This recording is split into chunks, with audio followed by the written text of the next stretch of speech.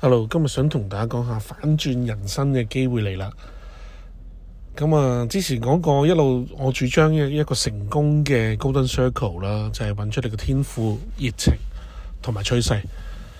天賦、熱情嗰啲就其他集數我都有 cover 過啦。今日主要想講個趨勢，即係如果你讀懂趨勢，再不斷提升你認知，你先至把握到呢個趨勢。記住趨勢不嬲都喺度嘅，OK 運作緊噶嘛。係嘛？即係宇宙、地球不斷有周期，周而復始係運行中嘅。即係春夏秋冬不斷都運行中嘅，係嘛？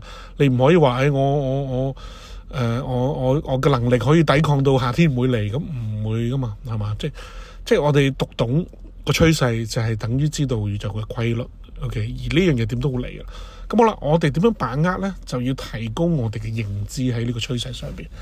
咁嚟緊呢，我自己都好深信啦嚇。嚟緊一個好大嘅趨勢呢，係可以。如果你提升你認知啊，唔好話我純粹知道呢樣嘢，我又唔提升認知，即係咩意思啊？你又唔學習，你又唔去喺呢個趨勢上面下苦功去努力，係嘛？即係你嘅認知包括好多嘢噶嘛，你嘅知識啊，你有冇經驗啊？你信唔信嗰樣嘢啊？你身邊嘅人嘅網絡係咪談論緊啲嘢啊？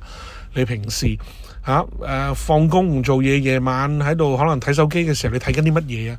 即係嗰啲就係不斷擴大你認知嘅一樣嘢。認知唔係話純粹話我識唔識呢樣嘢，係一個成個 scope 嚟嘅，成個 spectrum， 即係牽涉到好多嘢。咁如果你覺得認定咗呢個趨勢，你就擺喺呢個趨勢。嚟緊要做嘅嘢就係提高你嘅認知。當你提高呢個認知呢，你先至可以捉住呢個趨勢嘅。OK，咁所以好多人就話，我都知嚟緊趨勢係咩啦，但係佢冇行動，佢冇提升佢自己認知。咁所以知道趨勢咁又點啊？咁所以一定要聽到最尾。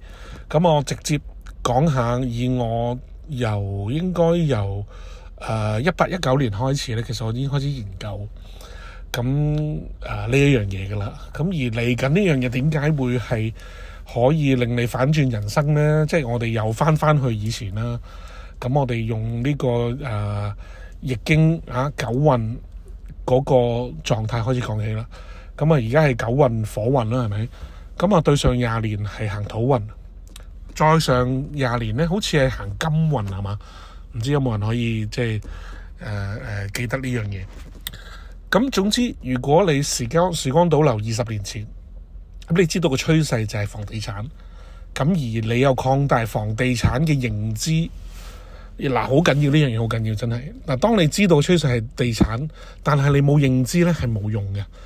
你會成為幾樣嘅人。第一就係盲目衝入去個市場度，跟住個市震一震你就走咗。OK， 即係可能求其買層樓，跟住個樓市跌一跌啦，咁你就走咗，因為你認知唔夠，你對呢樣嘢嘅信心唔夠，你對呢樣嘢甚至個信仰都唔夠，咁你就不能夠持有咁多年嘅樓。你諗下啦，上20年即係中國又好，香港又好，全世界都好，俾到一般市民反轉人生嘅權利係咩呢？機會係咩呢？咪就係樓咯。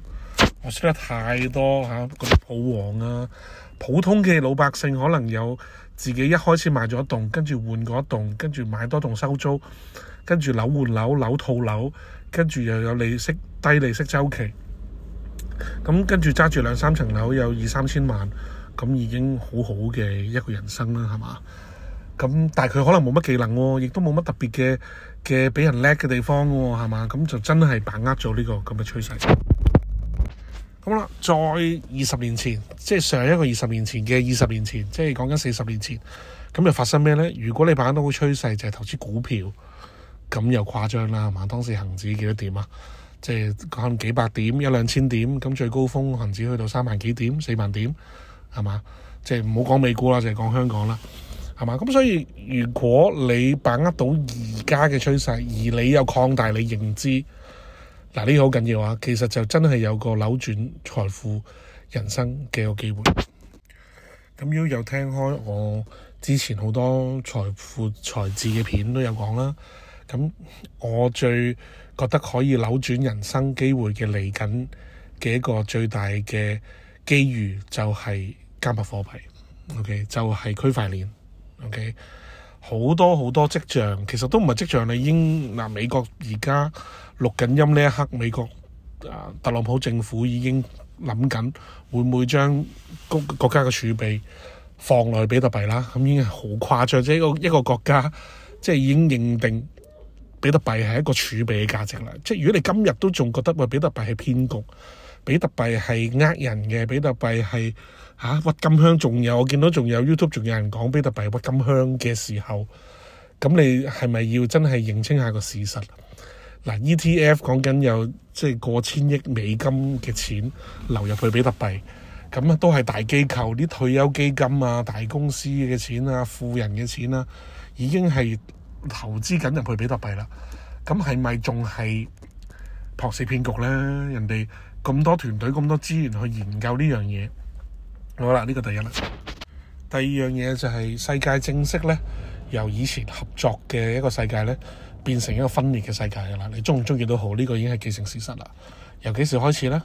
由呢個特朗普同澤倫斯基嗰個嗌交嗰個場面開始呢，就證實咗，即係正式進入一個時代係咩呢？就係美國再唔係世界警察嘅年代，即係美國已經只會顧及美國利益。咁佢顧及美國利益就代表乜嘢？佢唔顧及其他嘅利益噶啦，已經。咁以前嘅遊戲準則係咩？二次世界大戰之後，美國就係因為要做世界警察，咁就全球去攞油水，全球去攞霸權。咁但係今時今日已經唔係噶啦，因為已經搞唔掂啦。美國債台高築，美國當發覺自己都搞一搞。Hello， 多謝你聽到呢度啊！如果想繼續聽埋落去呢，歡迎去 Patreon 登記會員啦，亦都有更多深入嘅內容。同埋我哋係一個靈性同財富自由雙收嘅一個 community 啊！期待見到大家，拜拜。